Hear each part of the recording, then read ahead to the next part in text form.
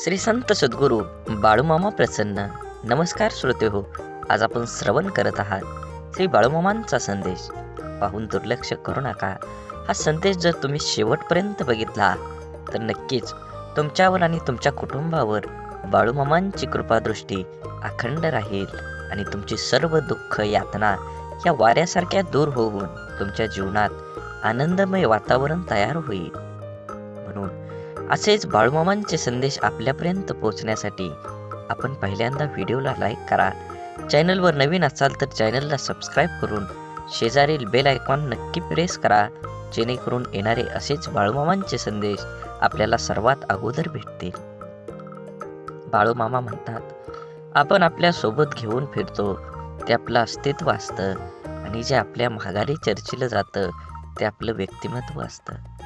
आणि व्यक्तिमत्व जर स्वच्छ असेल तर आपल्या अस्तित्वाला सुद्धा नेहमीच चौकांचा सलामच असतो. आयुष्याचा समतोल हा त्यालाच राखता येतो ज्याने आयुष्य तडजोड नाही कसरतीच्या जीवावर उभं केलं असतं. कथा सांगता येत असतात पण व्यथांना शब्द नसतात, त्या भोगाव्याच लागतात. आपुलकीचे 4 शब्द मनापासून बोलत आलं की आयुष्यात हितचिंतकाची कमतरता कधीच भासत नाही. आवडत्या व्यक्तीपासून मन दुःखी झालं हे वाक्य लक्षात ठेवा. दुःख महत्त्वाचे असेल तर त्या व्यक्तीला विसरा आणि व्यक्ती महत्त्वाचे असेल तर दुःख विसरा. नियमितपणा हा दुसऱ्याच्या वेळेला किंमत देण्यातून जन्माला येतो. व्यक्तिमत्वाला आणि स्वभावाला न शोभणाऱ्या भूमिका नाईलाजास्तव साकारायला भाग पाडणारं अनियंत्रित चित्रपट म्हणजे आयुष्यच असतं. लक्षात घ्या, मनापासून केलेल्या हितगुंज मनातील सुखांचा बराचसाच भार हलका करून जातं.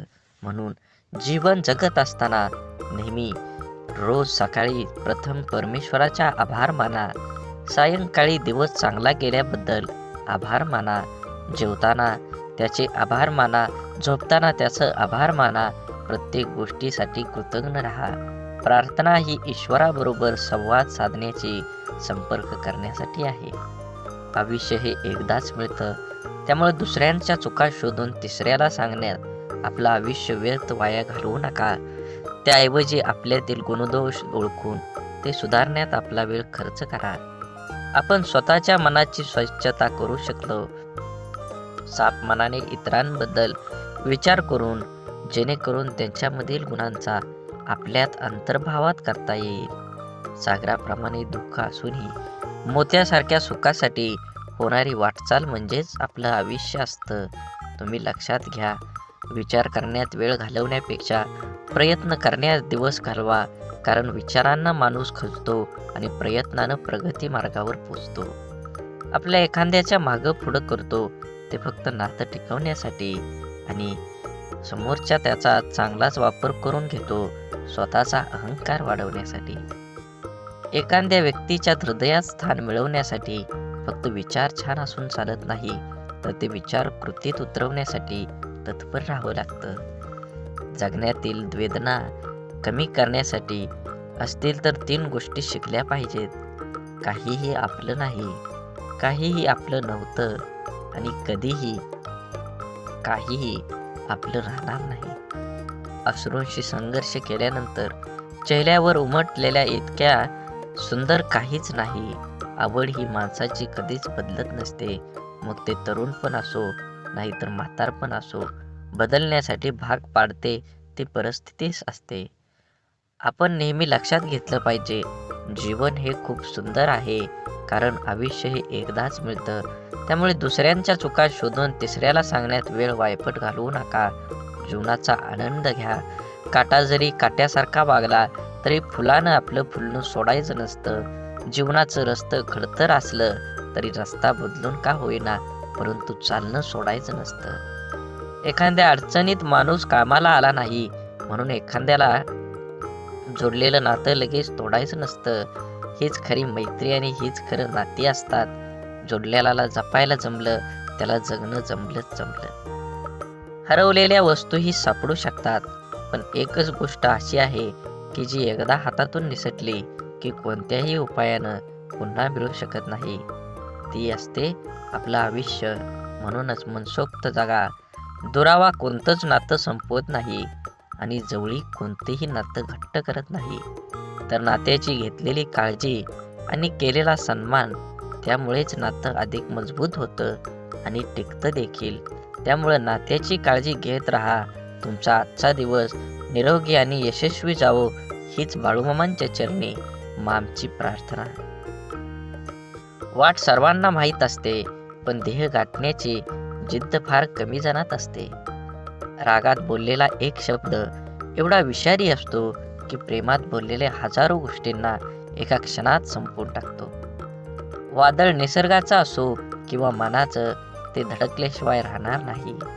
मनातील कडवटपणाला क्वारंटाईन करून पहा. बरीच नाती व्हेंटिलेटरवर जाण्यासाठी वाचतीलच. शांततेच्या काळात जास्त घाम गाळला तर युद्धाच्या काळात कमी रक्त सांडावं लागतं.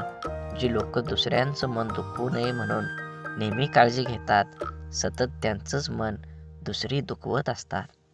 आयुष्यात सर्व काही ठरलेलं असतं, विधिलिखित मांडलेलं असतं. सूर्याच्या कक्षेबाहेर पृथ्वीलाही जाता येत नाही. भल्यासाठीच होतं सारं, कळत असूनही कुणाला लगेच पटत नाही. हे जीवन एक गुपित आहे, इथं सर्व काही लपवावं लागतं. मनात कितीही दुःख असलं तरी जगासमोर नक्कीच हसावं लागतं. म्हणून जीवन जगत असताना तुम्ही नुसतं नाम घ्या, बाकीचं सर्व माझा देव करून घे.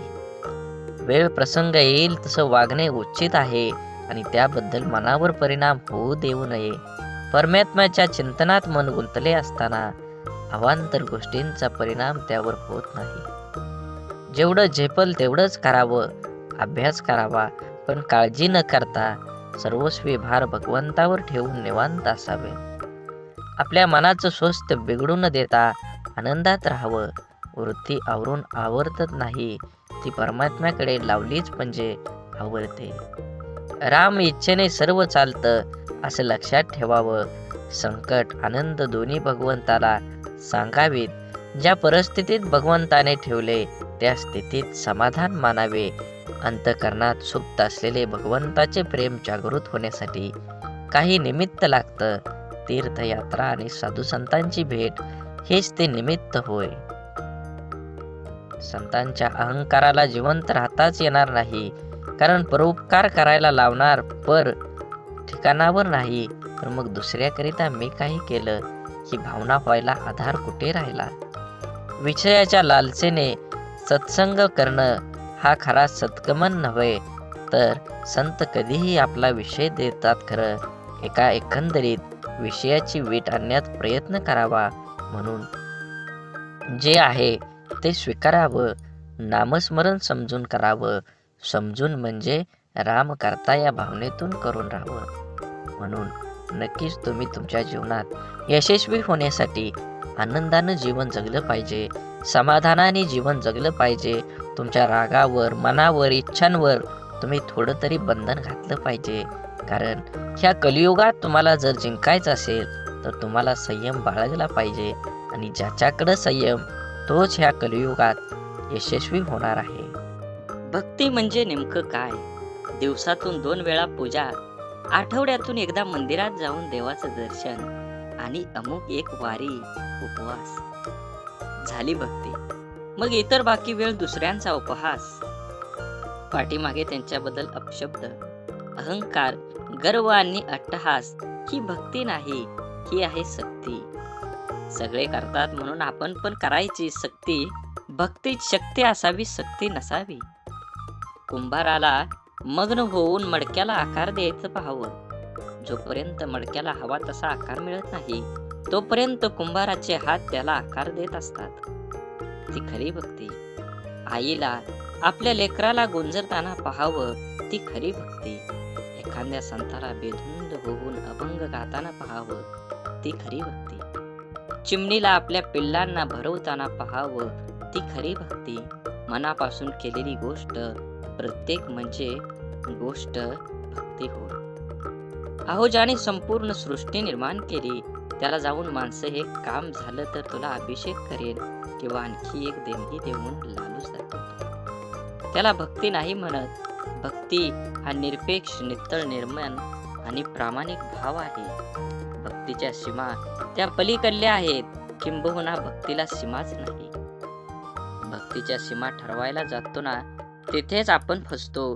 म्हणून तर बाबूजी एका भगवद्गीतेत म्हणतात, देव अंतरात नांदे, देव धाई दिशानी गांदे, देव आभाळी सागरी, देव आहे चराचरी, देव शोधून या पाहावी, देव सहानुभूती या ठाई. म्हणून एक शेतकरी होता. तो आपल्या शेतात मशागत करायचा.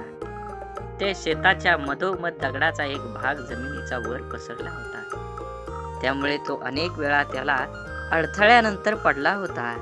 त्याला काढण्यासाठी शेतीची बरीच अवजारं तुटली हे कळत नव्हतं. रोजच्या प्रमाणे आजही तो पहाटे शेतीला गेला, पण वर्षानुवर्ष जे घडत होतं तेच घडलं. पुन्हा एकदा शेतकऱ्याचा नांगर दगडावर आदळून.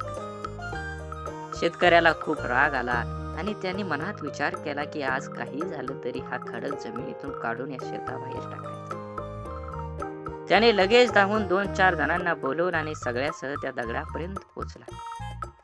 मित्रांनो, शेतकरी म्हणाला, हे बघा, जमिनीतून बाहेर पडलेल्या या खडकाच्या भागाने माझे खूप नुकसान केले आहे आणि आज आपण सर्वांनी मिळून तो मुळापासून बाहेर काढायचा आहे.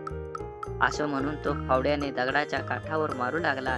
पण काय, त्याने 1-2च मारले आणि संपूर्ण दगडातून बाहेर जमिनीतून बाहेर पडला. एकत्र उभा असलेले लोक आश्चर्यचकित झाले आणि त्यांच्यापैकी एकाने हसून विचारलं, का भाऊ, तुमच्या शेतात मधोमध एक मोठा खडक गाडला आहे असं म्हणायचे, पण तो छोटा दगड निघाला. शेतकऱ्यालाही आश्चर्य वाटले की वर्षानुवर्ष जो त्याला मोठा खडक समजत होता, प्रत्यक्षात तो एक छोटासा दगड होता. आधी काढण्याचा प्रयत्न केला असता तर एवढा त्रास सहन करावा लागला नसता आणि मित्रांसमोर आपली चेष्टा केली नसती, अशी खंत त्याने व्यक्त केली. सांगण्याचा हेतू एकच, हाच की शेतकऱ्याप्रमाणे आपणही जीवनातील छोट्या छोट्या अडथळ्यांना अनेकदा मोठे मोठे मानतो आणि त्यांना सामोरं जाण्याऐवजी त्रास सहन करत राहतो. गरज आहे ती वेळ वाया न घालवता त्या संकटांची लढण्याची, आणि जेव्हा आपण हे करतो तेव्हा काही वेळातच खडकासारखी दिसणारी समस्या एका छोट्या दगडासारखी दिसू लागेल, ज्याला आपण सहज ठोकरून पुढे जाऊ शकतो. म्हणून माणसाला मीपणात आजूबाजूच्या सगळ्या गोष्टी विसर पडून जातो. त्याला हे कळत नाही की कुणी जन्माला येताना कुठलेही लेबल लावून जन्माला येत नाही, तर फक्त एक माणूस म्हणून जन्माला येतो आणि मरतानाही एक माणूस म्हणून मरत असतो. तेव्हा आपण जिवंत असताना आपल्यातील माणसांना कधी कधी सोड चिठ्ठी द्यायची नाही, कारण शेवटी तुम्ही एखाद्या पदावरचे अधिकारी किंवा विविध कार्यातील गुणवंत म्हणून कसे आहात यापेक्षा तुम्ही माणूस म्हणून कसे आहात हे जास्त महत्वाचं असतं. कारण आपलं ते गुणवंत व्यक्तिमत्व हे आपल्या आयुष्यातील यशांच्या शिखरावर असताना लोकांना भावलेली मुद्रा असते. त्या काळात आपल्या हाती सत्तेची दोर असल्यामुळे सगळेजण आपल्याला मान आदर देत असतात. आपल्याला प्रत्येक गोष्टीला अतिशय युक्तीने दाद दिली जाते. अगदी आपली माकड चाळे सुद्धा लोकांना हनुमंतांच्या सूर्यबिंब गिळगीपर्यंत गेलेल्या झेपेपेक्षा महान वाटत असते. परंतु इतिहासाचे धडे खोकून खोकून सुद्धा आपल्या हे लक्षात येत नाही की सगळा मामला भाटगिरी, हुजेगिरी, चमकेगिरी असते. जसं जगन्नाथाच्या रथाखालून जाणाऱ्या कुत्र्याला सारे लोक मला नमस्कार करतात असं वाटतं, पण रथ डोक्यावर बाजूला होताच पाठीवर काठी बसते आणि सत्याची जाणीव होते. तसंच आपलं होत असतं. तेव्हा या ठराविक कालमर्यादेत मर्याद असणाऱ्या तथाकथित मोठेपणांच्या ओळखीची हाव धरण्यापेक्षा शेवटच्या श्वासापर्यंत साथ देणाऱ्या आपल्या प्रामाणिक माणसाला अंतर कधी द्यायचा नसतो. म्हणून जीवन जगत असताना जीवनाचा आनंद घ्या, किंबहुना तुम्ही तुमच्या जीवनाचा प्रत्येक क्षणाचा आनंद घेतलाच पाहिजे. जीवन खूप सुंदर आहे, जीवनाला एक वळण दिलं पाहिजे. बोला बोला, बाळूमामांच्या नावानं चांग भलं, झाडे लावा झाडे जगवा, माती वाचवा पाणी वाचवा, सेव्ह अर्थ. आणि मनात मामांबद्दल आणि देवाबद्दल भाव असेल तर नक्कीच चॅनलला सबस्क्राईब करून व्हिडिओला लाईक करा आणि कमेंटमध्ये बाळूमामा प्रसन्न लिहायला विसरू नका. धन्यवाद.